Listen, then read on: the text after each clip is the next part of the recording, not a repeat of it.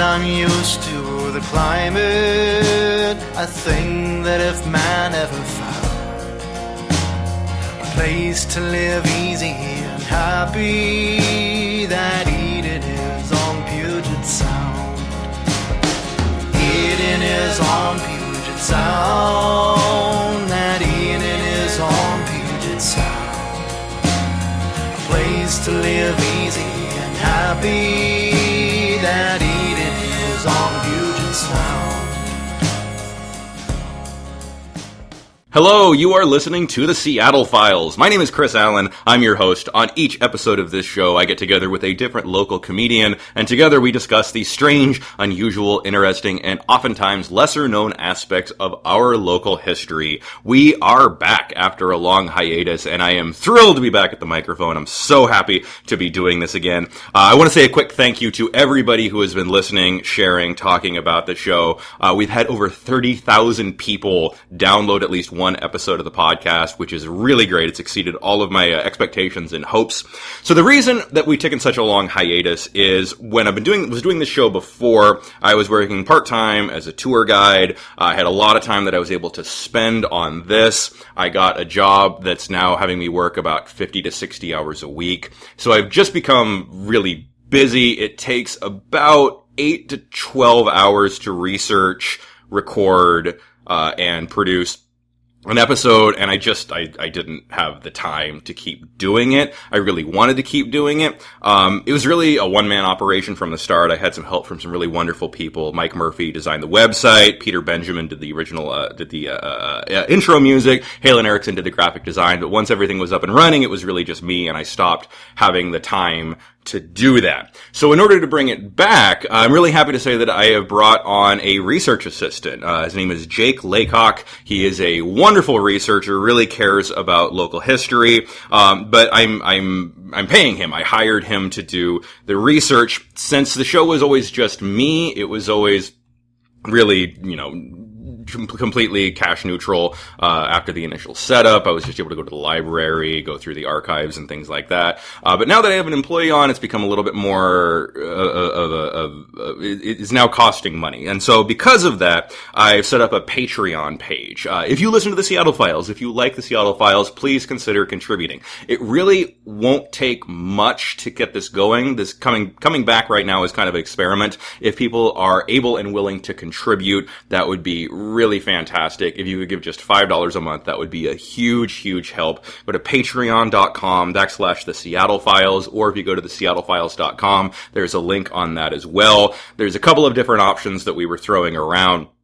I was offered sponsorship a few times, but I really didn't want anyone else to have control. I wanted to do the show that I wanted to do. Considered doing a 50 cents or 99 cents a download, but it was really important to me to keep the show free. So if you are willing to contribute, that would be really amazing. And if you can't, then don't worry about it. Just continue downloading the show for free. It's an honor and a privilege to do it. I love doing it, and I hope that you enjoy listening to it. So let's get started. Joining me on the program today is Amalia Larson. Hey, Amalia. Hey, what's going on? Oh, thanks so much for being here. Oh my gosh, I'm so excited to be here. Awesome. Amalia is an actress, singer, improviser. By the time this episode is released, she will have just gotten back from the Chicago Improv Festival with her duo Book Club. How was Chicago? Oh, I bet it was so great. Oh, yeah. I bet you had a great time, and I bet people loved you out there. I think, they absolutely did. And I can't wait to tell you more detail about it. Sweet. She is also in the show, Mrs. Pac-Man. Remind me of the name? Miss Pac-Man on My Last Heart. Miss Pac-Man on My Last Heart. Most recent chapter. Awesome. Can you tell us a little bit about it? It's such a cool project. Sure, yeah. So the Miss Pac-Man series is it's a drag cabaret show that's hosted by Miss Pac-Man, who's she's just a train wreck, but she's trying to kind of stage her big comeback from the 80s. So it's lots of music from the 70s and 80s, and it's just an all-around really, really good time. And you're a singing ghost in this, right? I am. I play Sue, the Orange Pac-Man ghost. Awesome. And also you're a voice actress on the podcast Mermaid in Manhattan. Also true. Awesome. I love the description of Mermaid in Manhattan. Sure. It's I don't know if I have a really good elevator speech about it. Okay. It's mermaids versus reverse mermaids. Yeah, it's mermaids versus reverse mermaids. It takes place in post-apocalyptic New York that is semi-submerged underwater. Awesome. I play a mermaid called Ergold, and she's disgusting and wonderful, and I love everything about that project. Sweet. And you can get that on iTunes, SoundCloud, anywhere podcasts are available. Exactly. Just search for Mermaid in Manhattan, and we're not far away. Sweet. How long have you lived in the Seattle area? Forever. Yeah, I was born kind of in South Seattle, and then when I was little, we moved to the burbs, and then I went to Western, and then I moved to New York for a brief, dark period of time, and then now I'm back, and I never want to go away. Awesome. A brief, dark period of time. You know, you were there. Oh, yeah. Anytime away from the Northwest, it's a brief, dark period of time. How much do you know about local history? I wouldn't say that I know a lot, but I'm very enthusiastic about it. Oh, cool. Excellent. I was big into my PNW class that we took in 9th grade. My teacher was named Dino. He had biceps and quads like tree trunks, and he wore polo shirts and short shorts every day, and he coached the volleyball team. He had no neck, but he was one of the coolest teachers I ever had in high school. He was great. No neck Dino. He looked like Stretch Armstrong. Sweet. That sounds considerably more interesting than my Pacific Northwest history class. He was an exceptionally great teacher. Very cool. There you go. Awesome. Hey, Dino. Hey, Dino, if you're listening, you made an impact. You made a difference. So you have no idea what we're going to be talking about today, Not correct? a clue. Awesome. No So idea. let's get started. First up, thanks to Amanda Walker and Michael Draper for this topic suggestion. If you have a topic that you would like to hear an episode about, shoot me an email at theseattlefiles@gmail.com. So starting out, in September 1855. Good year. A surveyor named David Phillips was scouting the area north of Lake Union and came upon a post-glacial lake filled with green algae. And in his notes, he named it Green Lake. Okay. Filled with algae, it's green lake. Sure, aptly named. Oh, yeah. Don't reinvent the wheel. You see a green lake, you name it Green Lake. Don't fix it if it ain't broke. In 1869, the first homesteader arrived on Green Lake. His name was Erhard Seifried. I'm not sure if I'm pronouncing that right. Can I have it again? Erhard Seifried. Okay. Seifried? Just throw some vowels at it. Yeah. It's fine. A German bachelor who claimed a 132-acre homestead on the northeastern shore and became known as Green Lake John. And distant ancestor to Amanda Seifried. Yeah? Oh, yeah. Probably. I know, I'm 100% sure that that's the case. Look it up. Yeah. I'll get Jake Laycock on that. New researcher. Okay, yeah. wait, Green Lake John? Green Lake John. Green Lake John. Because they apparently couldn't pronounce Erhard either. Sure. So he becomes known as Green Lake John. You know, if it's broke, you gotta fix it. Yeah, exactly. A few thousand miles away, Guy Carleton Phinney was born May 30th, 1851 in Nova Scotia, Canada. Ooh, okay. Guy Phinney was an aristocrat and made his fortune in Canadian real estate, lumber, and insurance. Okay, so we got Green Lake John, kind of plain Jane, local guy, whatever, and then we got Fancy Phinney. Saying, I used to be Erhard. Yeah, exactly. Now I'm Green Lake John. No, they stole all my extra vowels. And then you got, we made him Slavic a little bit in that, but yeah. And then we have a Guy Phinney, a rich Canadian on the other side of the continent. Great. So Guy Phinney moved from Nova Scotia to Seattle in 1881, drawn by lumber prospects. Okay. Huge lumber industry in the early days of Seattle. May 20th, 1883, Guy Phinney married Eleanor Wright. Finds love in the Northwest. Oh, he found Miss Wright! He did find Miss Wright. In 1887, Guy Phinney paid $10,000, which is about $250,000 in today's money, for 342 acres of land north of Green Lake. Sweet. So an acre is about the size of a football field. So it was a huge tract of land around Green Lake. I feel like that's a pretty sweet deal. Oh, yeah. For the time. Mm-hmm. I mean, if you've got, $250,000 laying around. For $250,000 in today's money in Seattle could buy you maybe a parking spot. Yeah. Maybe. I was going to say, like a nice studio. Yeah. You get to paint the walls any color you want. Yeah, an apartment. Yeah, you could rent an apartment for 6 months. Absolutely. Or just a real shipping container. Oh, yeah. At this time, Green Lake was a dense forest with wild animals living in it. So completely, there'd been natives living around in the area, but it's not. Now it's a nice neighborhood walk full of Pokemon. Oh, yeah, it's full of Pokemon? Yeah. Awesome. Sweet. I didn't get into the Pokemon Go thing. Didn't. You're not missing that much. Oh, no? That's not where I thought that sentence was going to go. It's okay. Okay. I'm here to keep you on your toes, Alan. Thank you. Appreciate that. So very few people were living in the 4 square mile area around the lake. On top of the $10,000 that Phinney already spent to purchase the land, he invested another $40,000, so about $1 million in today's money, to construct an elegant English-style estate for the remaining acres, about a quarter of a square mile. Because he fancy. He fancy. Because coming from Nova Scotia, he fancy. Oh, yeah. He's an aristocrat. Okay. Very important for him that people think of him as aristocrat. What color do you think his favorite cravat was? Oh. Because you know he was a cravat wearer. I'm gonna guess on the daily. I'm going to guess purple. I'm going to guess purple. I'll go with purple. Maybe peach. Sure. Maybe powder blue? Yeah. It starts with a P, whatever it is. So Puce? Puce, yeah. Pewter? Platinum? Is pewter a color? Pewter, sure. Okay. All right. So he named the estate Woodlands. Okay. Which later became known as Woodland Park. Okay. I'm familiar with the term. Excellent.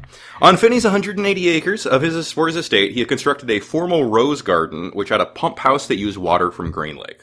So big estate, big, just elegant English style estate, giant park. And on the remaining acres, Phinney built a menagerie, which is just a zoo. I like this guy. He built a big old zoo on the property. Flowers and critters, man. Mm-hmm. Flowers and critters and cravats. Flowers, critters, and cravats. Oh, my.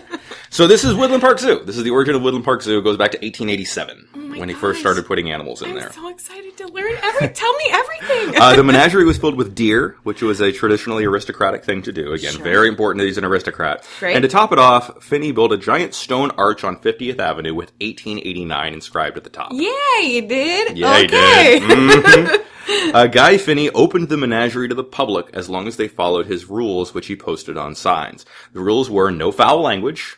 Okay. Can't swear in the zoo. Lest you should offend the peacocks. Yes. No firearms. Okay. And no dogs. No dogs? Yeah, dogs would be shot on sight. Oh, me! Yeah. Phinney, we were getting along. I thought you were a cool guy. I know, this is where I lose you. You can't shoot dogs. Can we just... I'm sorry. Is it over yet? It's not over yet. No, we still have a long way to go.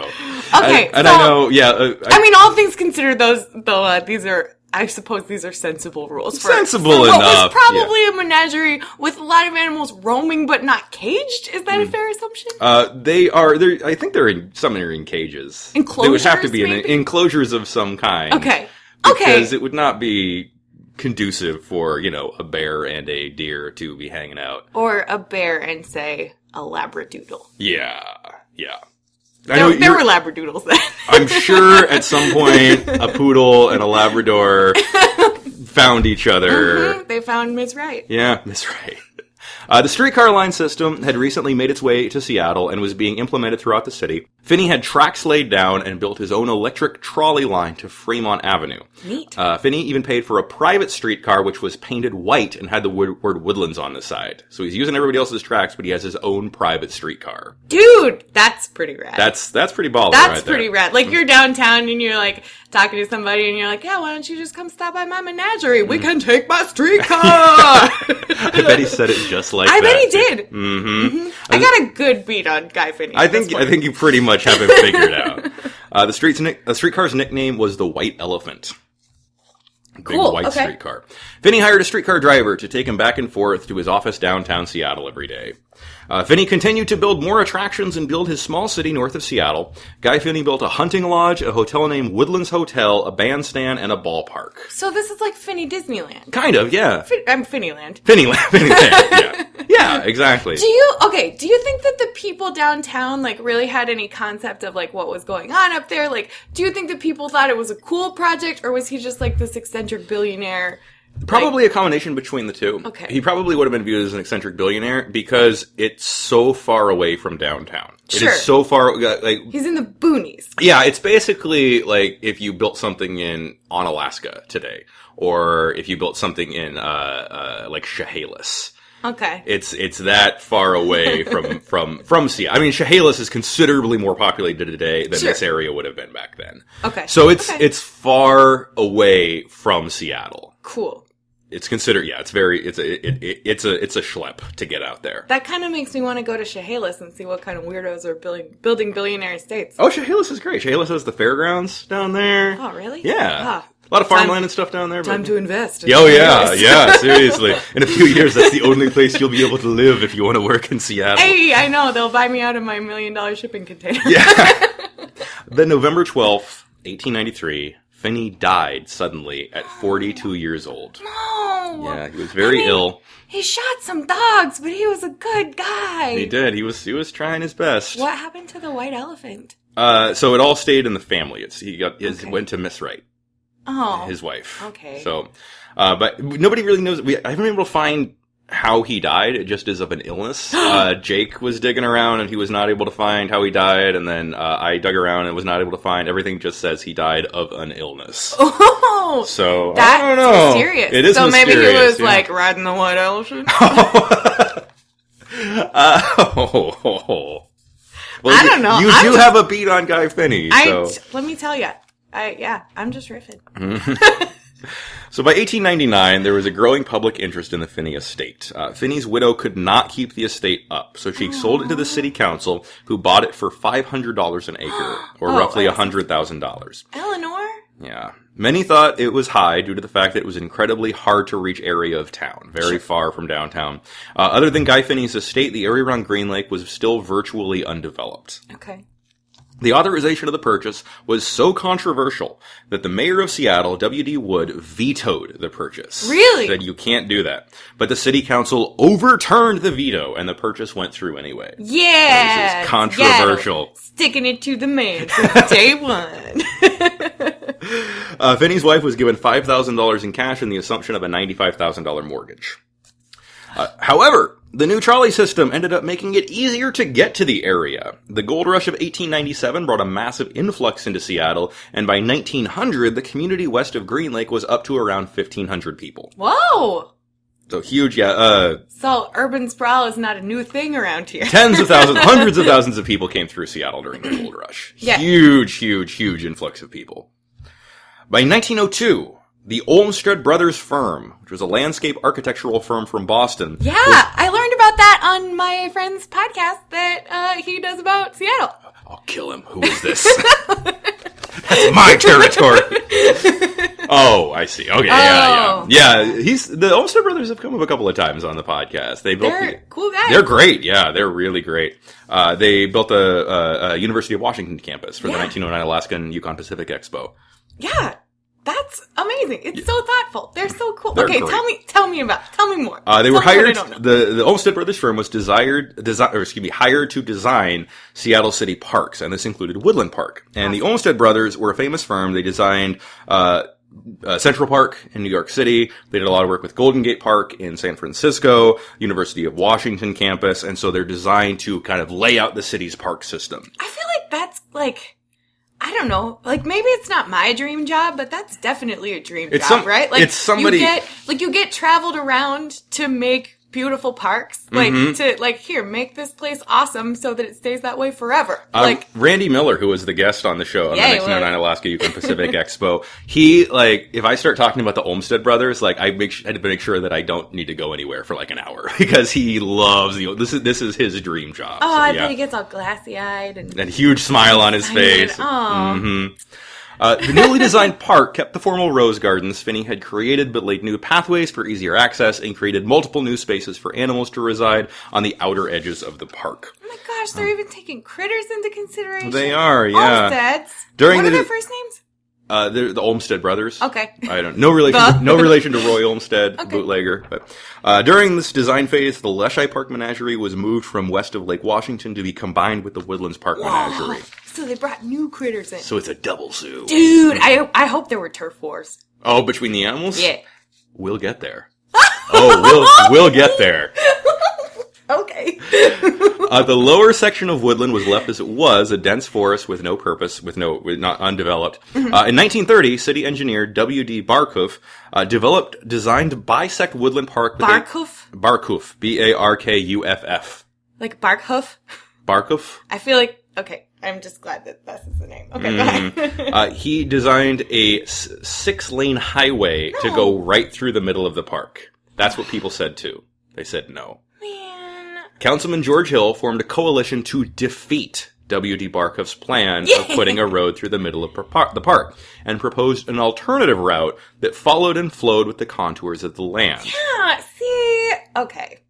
Good job. Despite Hill's efforts and a public vote against the plan, the 6-lane highway was built anyway and was named Aurora Avenue. Yeah, the park is now divided into two. Glistening gem that it is. So even going back to 1930, we still have a proud tradition of voting against things and then doing them. And then doing them anyway. Yeah, I'm looking at you, Tunnel Project. I know! Bertha. Well, so Aurora, I mean, that turned out good, right? There's a cemetery and a Home Depot. There's that Home Depot, yeah. There's lots of... I mean, that's a choice tour of Seattle's underworld. At this point, there's a lot going on there. You know, it's just hustling and bustling. Mm-hmm. Yeah. There's an Ivers there. Is there? Oh yeah, there's an Ivers. It's just north of Home Depot. Dude. Yeah. Chowder. Yeah. They also had the Assistant Manager of the Year award that I always notice up there. It's a great Ivers. Great Ivers. Go check it out. Congrats. I went there on Halloween and they gave me candy. They're great. Yeah. Oh, go to the Ivers on Aurora. They're not a sponsor, just a fan. Sure. I'm going to go and sing the theme song to this show. Mm-hmm. No one... I'm going to do it anyway. Well, Ivor Hagelin did a cover of that song, yeah. Wait, he didn't write it? I thought he wrote it. No, he didn't write it. Oh. It predates it. It's an old mining anthem. Oh, that makes sense. It was just used as the song. Good guy, Ivor Hagelin. Ivor Hagelin, yeah. If you want to learn more about Ivor Hagelin, there's a whole episode about Ivor Hagelin. Woodland Park Zoo now resided in Upper Woodland Park. Okay. From 1904 to 1908, the zoo obtained North American black bears, sea lions, a lemur raccoon-type creature called a cotimundu, an African ostrich, Olympic elk, and offered burro rides for 5 cents a ride. I would... shell out 5 cents to ride a burro. You'd pay a nickel to ride a donkey? I would dig deep. Dig deep. Yeah, that sounds like super fun. Yeah, I mean that sounds like a good solid zoo. Yeah. Actually, what it sounds like is the game park on the Olympic Peninsula. Whatever that's called. Oh, where the buffaloes are terrifying and they come right up to your car and leave nose prints. And then there's like a zebra right there hanging out. Northwest Trek? No, not Northwest Trek, but that's an awesome place to Northwest Trek is great, yeah. Yeah. No, there's a game park which is like... Oh, I know what you're talking about. It's like I don't know. I don't remember either. But that's what this place sounds like. If you remember the name of the game park on the Olympic Peninsula, put it in the comments on one of the posts for this podcast because we would like to find out. Yeah. Sea lions. Yes. Were there did they build like a big fat swimming sea lion They would have enclosure? built water enclosures for the sea lions. I don't think they would have had just a dry sea lion house. Okay. I would hope. I'm not positive, but yeah, they had water enclosures there. Okay. So I don't think that they would have just said, "Hey, these are sea lions under a heat lamp." Well, sure. I'm just picturing those old-timey zoos where they just have like the vertical bars and then just whatever animal. And I think all animals or all zoos are kind of sad animals. Well, sure. Yeah. And the sea lions are just sitting there eating their cereal, being like, "I miss my fishes." Mm-hmm. I used to be able to swim free in the whole ocean. I miss my fishes. Hold me like the river. I want it to be Free Willy, but sea lions, so the little bulkhead would have to be way lower. Oh, yeah. Yeah. In 1911, the population around Green Lake had grown substantially. Mm-hmm. The Olmsted brothers were attempting to make a 20-mile continuous string of parks running through Seattle. And they wanted to include Green Lake in that string, but developers had built homes right up to the water. Okay. So it's broken up now, but you were able to walk in a 20-foot ring around Seattle without ever leaving a park. A 20-foot ring? Or a 20-mile ring. That's a 20-mile ring of parks around the city, and you would have to cross streets to get from park to park, but you could walk from park to park to park in a continuous loop. That's so neat. Isn't that neat? A lot of it now is the Burt Gilman Trail. That makes sense, yeah. Mm-hmm. Oh, what a cool project. Yeah, but now Green Lake is really developed. So there's a lot of homes, a lot of people living around there. So to solve this problem, they artificially lowered the lake 7 feet. Really? They drained the lake 7 feet. And this cleared up 100 acres of land that was able to make up basically the Green Lake Park that we know it today. So, okay, so they dredged the bottom? I don't know how, and I've not been able to find out how. I've been looking and looking, and all I can find is they lowered the lake. That is an undertaking. They artificially lowered the lake 7 feet. And everybody was cool with this that had fought against 99? Presumably not. Presumably not. Because if you have lakefront property, and then they say, we're going to lower the lake. Yeah. I feel like now there's that big, like, nice, sprawling, like, grassy part all around it and stuff where it's, like, that all used flat. to be Like, I can imagine that all used to be underwater. Just marshy. Yeah. That was all underwater. Oh. Initially. The same thing happened with Lake Washington and Lake Union when they built the canal that takes it up, because where the locks are, that's all artificial to connect it to Puget Sound. Is everything lower? That lowered, I think, 12 feet? I'm not sure. Whoa. Yeah. Once they actually, if you get a chance, Google, I don't even know what the keywords to you would Google, but there's pictures of when they first break through, and massive walls of water come breaking through, because there's these giant lakes, and the lakes are a little bit above sea level, and they had to get them lower in order to make the canals to connect. That would be incredible. It's really cool. I bet that Mercer Island did not exist. They lowered the lake and then all of a sudden just like, Atlantis rose up. No, it did exist. At Mohi, there's a giant mural of that image. Like not quite life size, but a giant, 15-foot high mural of the water breaking through. I'm going to go to Mohi later. Oh yeah. Do it, definitely. You want to come? Oh, yeah. Okay. Yeah. Mohi is awesome. Mohi is real cool. It's so good. It's a great place. So they artificially lower it, and now there's a bunch of land around Green Lake, and that's why Green Lake is lower now today than it was back then. Cool. In 1911, an indoor primate house was created and opened midsummer in Woodland Park Zoo. It's a big attraction, and it was a big attraction and one of the first of its kind. So they brought in a primate exhibit. Cool. All right. From 1913 to 1922, the zoo obtained a polar bear, a pony ride, a camel, a kangaroo house, a leopard house, a bison corral, a lion was donated, a carousel was built, and an Asian elephant named Wide Awake was brought in with donation and some funds from the Seattle PI. Wide Awake the Wide elephant. Awake. How do you think the burro rides felt about the pony rides coming in? Oh, I bet that there was some sharks and jet stuff going on there. Yeah. Okay, Wide Awake. Wide Awake was the name of the elephant. Okay. In 1923, President Warren G. Harding spoke to a crowd at Woodland Park Zoo with about 30,000 Boy Scouts in attendance. Aww. This was Harding's last public speech before his death. Oh. That was a roller coaster of a paragraph. I know. Forget the carousel they brought in. It's a roller coaster. During the Depression, many projects were being built at Woodland Park, including a commissary, a beaver pond, and an island habitat in an artificial lake. So they built a mini artificial lake and an island habitat. Neat. Okay. They called it Monkey Island. 1940, Monkey Island was created, and they moved 17 male monkeys from cramped cages to a new open-air exhibit that separated people from the animals only by a moat and a small 4-foot wall. Oh, okay. So you got 17 monkeys, a moat, and a wall. Chris. Yes. I'm not a zoologist. Mm-hmm. And... Yes. Monkey Island sounds like a horror movie from the 50s. Mm-hmm. And moving a lot of frustrated cabin feverish primates to their own island does not sound like a great idea to me. Well, Amalia, you had more foresight than they did. And I'm going to tell you, it's going to get worse before it gets better. Okay. So the monkeys were called... Strap in, Wide Awake, it's you and me. The monkeys were called Filipino monkeys, which is not an actual... were they Filipino This is monkeys? another thing. They were from the Philippines, but they were probably long-tailed macaques? Macaques, yeah. Aha. About 16 to 20 inches in height. Okay. Jake actually called the zoo to find out, and they said they didn't even have it on record what Whoa. they were. So, Go, Jake. Yeah. Way to dig deep. Not being in cages was so new to the monkeys that they would jump when they saw their shadow because they were not used to sunlight. Oh, buddy. Isn't that horrible? That's really sad. Yeah. They needed some monkey therapists. Zoos are sad places. They are. Yeah.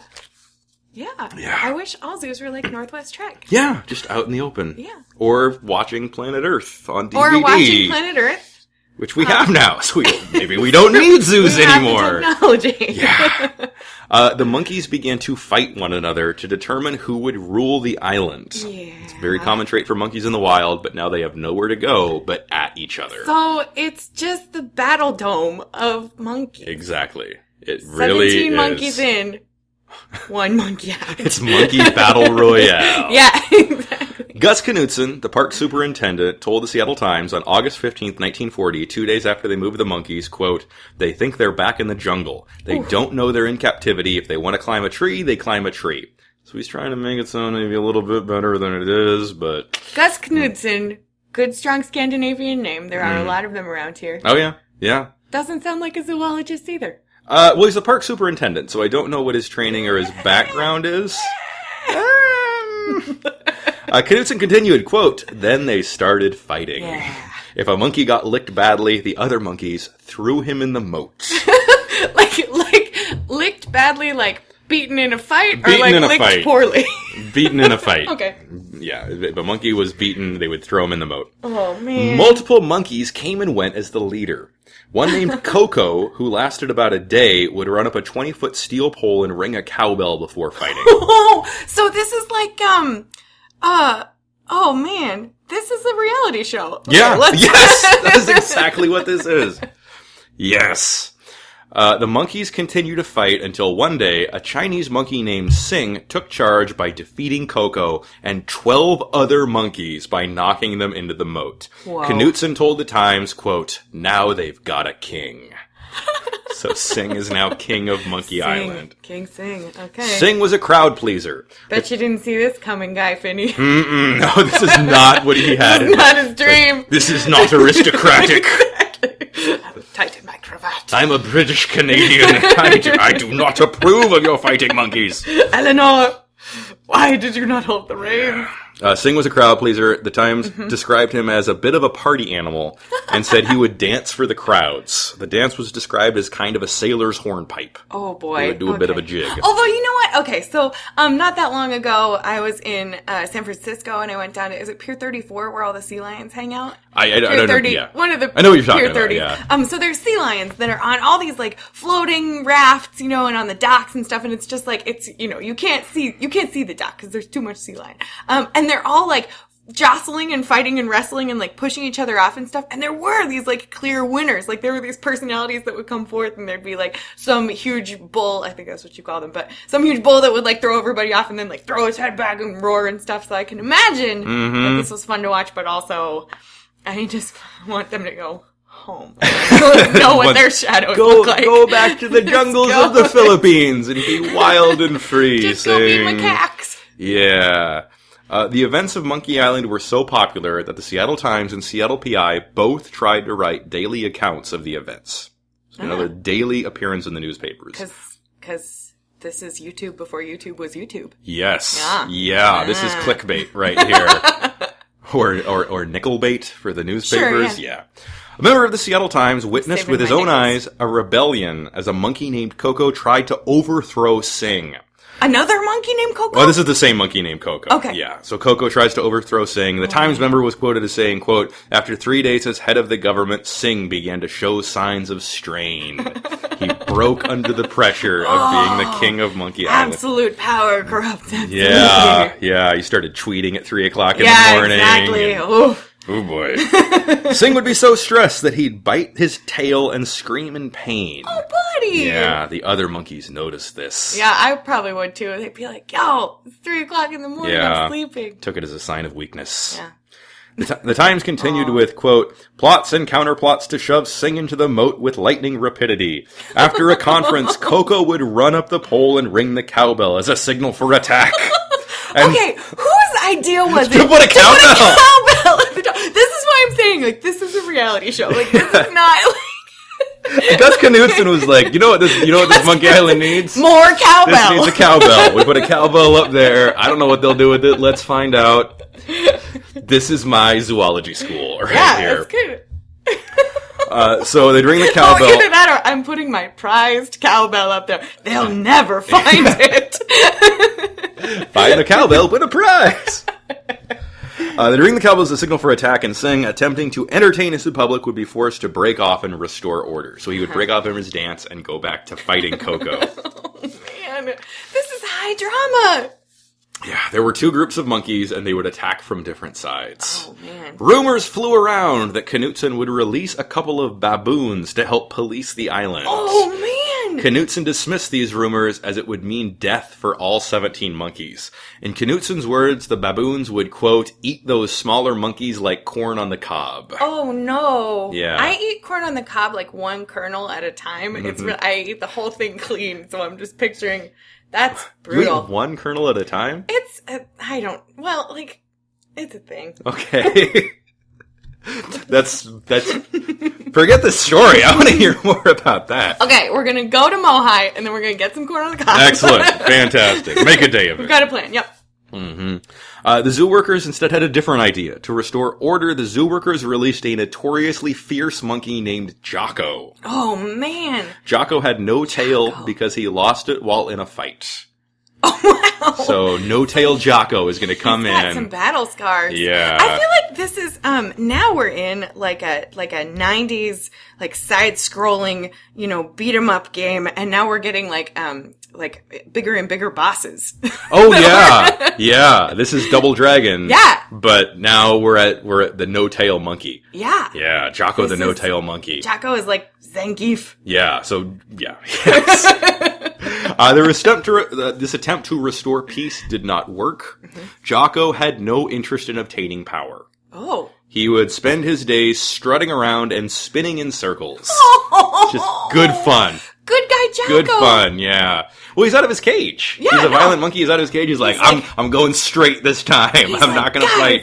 Have you seen my shadow? My shadow's amazing. La la la la la la la, Monkey Island. I just wrote the theme song. Yes.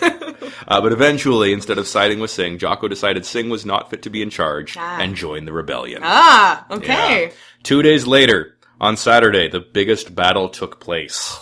The Times reported that the 17 monkeys that originally followed the leadership of Singh had since started a rebellion to dethrone him and throw him into the moat. Oh, man. Okay, so pause for just a moment. I love that the ultimate punishment for this is that they're getting thrown into the moat. Yeah. Like, because you would think that they might, they could tear each other apart if they want. They could eat each other like corn on the cob. Yeah. But the fact that they're just like, no, bro, you're going in the drink. And then he's like, oh, man, not wetness. Like, I was on top bringing my cowbell. Yeah, it does seem- Now I gotta dry off. It does seem like all these stories are kind of missing something, like a raging battle, and then they threw him into the moat at the end. And then everybody was fine. A couple of days later, a raging battle, and then they threw him into the moat. Yeah. Singh and Coco fought it out in the moat while spectators watched from the wall. They fought it out in the moat. So they're already as low as they can go. Yeah. They've got nothing exactly. to lose. There's no more lower than the moat. And this is like Except Green Lake, in the side-scrolling they video lowered game. it. Yeah.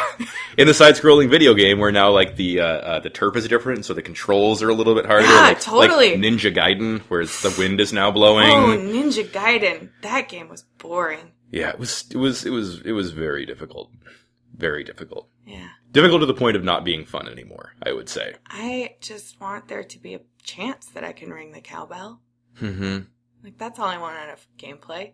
To ring the cowbell? Yeah. Okay. You could just get a cowbell. Oh! That's an option. Okay, we're gonna go to Mohai. We're gonna eat get some corn on the cob, pick get a up cowbell. Okay, this is the rest of the day. Okay. Nice little Saturday. Yes. Nice little Saturday here, yeah. So, let's see here. Where were we here? They fought it out in the moat. There were reports of the crowd cheering and screaming. I would. Yeah. A zoo patron threw a plank to the water so Singh could escape. The zoo workers stepped in and sent Singh back to Monkey Island. Eventually, Singh was put back in his own cage. Oh my gosh, so he was like rafting away? Yeah, he was... There was a raft that appeared. It was like a Deus Ex Machina of an Yeah. exit strategy. Yeah, but now he's in exile. Now it's a sequel. He's a dictator that has been removed from power, and now he's in exile in his own cage. Oh my gosh. A monkey named Yoko, who was known at the zoo for sticking his tongue out, soon became the new boss. Yoko was in charge for almost a week before being tossed into the moat, and a new monkey took over. And the trend continued. What? Okay, what year was this at this point? This is 1940. No, sorry, I fell off. Yeah, 1941, 1942. Well, that's good, sure. because there weren't any important current events going on that anyone Well, should it's have interesting been because it does attention to. kind of mirror what's going on in the rest of the world. This is like cat videos. Yeah.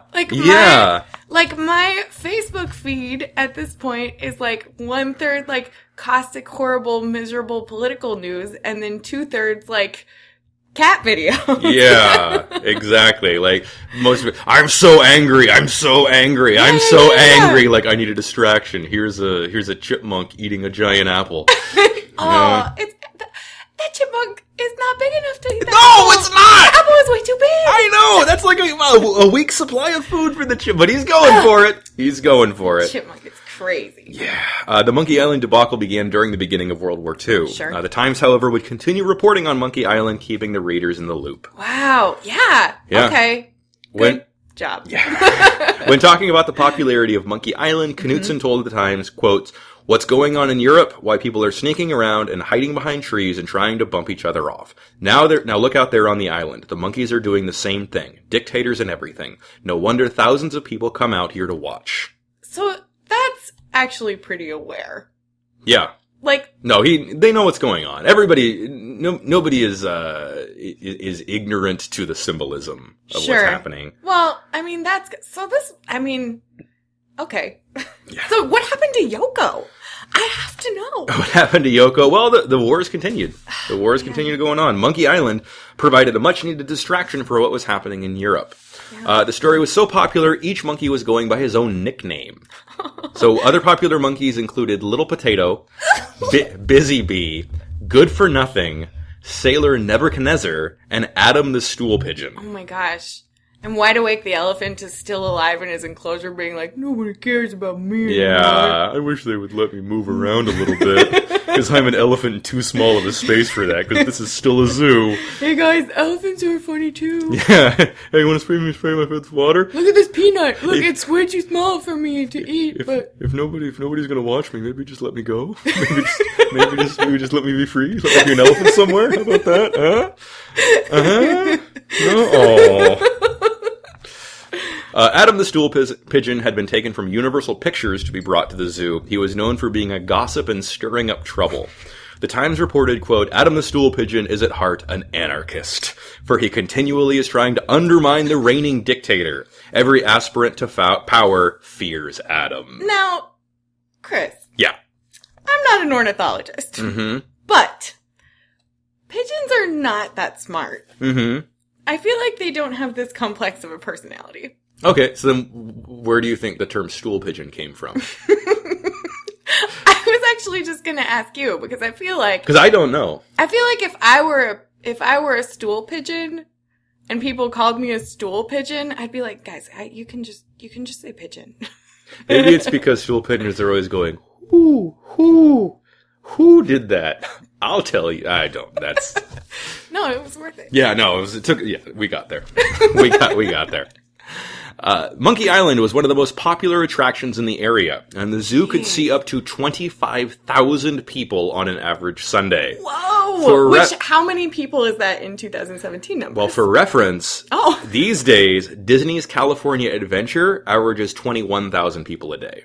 What? So more people were going to this in 1942, I think this is, than are currently going to Disney's California Adventure. Oh my god. That is how big of an attraction this was.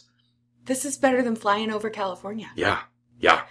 I've never been to California. No? Well, why would you want to leave the Northwest? Well, yeah. Fair. Okay, we go to Mohi.